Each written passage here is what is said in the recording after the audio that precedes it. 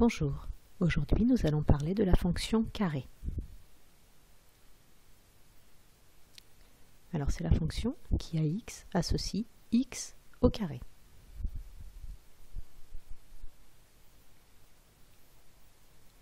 Voici la courbe de cette fonction carré. On appelle ça une parabole. Alors on regarde attentivement et on remarque que cette courbe est d'abord décroissante jusqu'à x égale 0, puis ensuite croissante sur l'intervalle 0 plus l'infini. C'est donc une fonction qui est définie sur R tout entier, mais qui prend ses valeurs dans 0 plus l'infini, c'est-à-dire dans R+.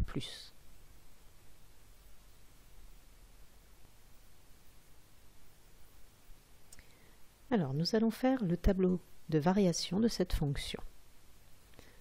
Donc, on vient de dire la chose suivante. Notre fonction est tout d'abord décroissante sur moins l'infini, 0. On va donc faire une flèche qui descend. On inscrit 0 dans notre tableau sur la ligne des x, et comme l'image de 0 vaut 0 par la fonction carré, on écrit 0 aussi en dessous. Et puis ensuite, notre fonction devient croissante. On met donc une flèche vers le haut. Voilà le tableau de variation de notre fonction carré.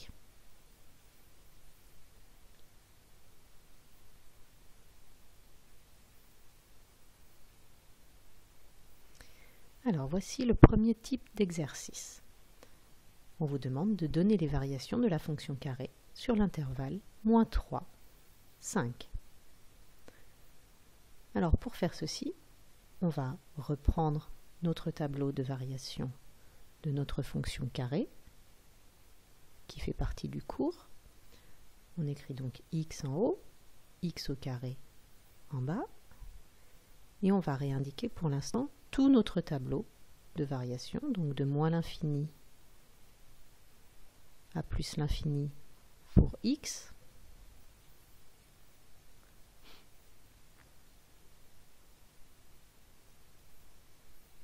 on sait donc que notre fonction est d'abord décroissante jusqu'à x égale 0, où l'image est 0, et ensuite notre fonction est croissante sur 0 plus l'infini.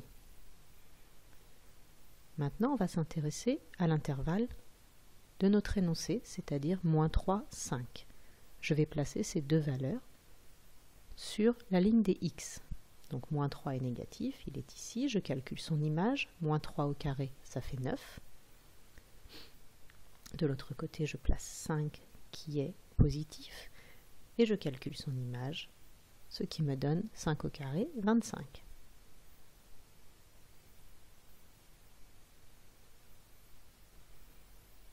Voilà, maintenant si je m'occupe uniquement de cet intervalle-là, je peux refaire mon tableau.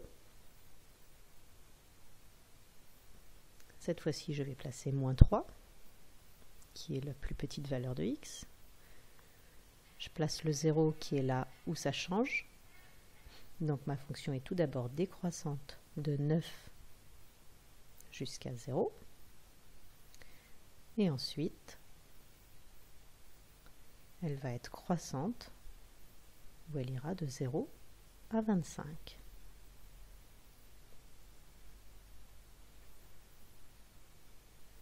Voilà. Nous avons ainsi répondu à la question « Donner les variations de la fonction carré sur l'intervalle -3, 5 ».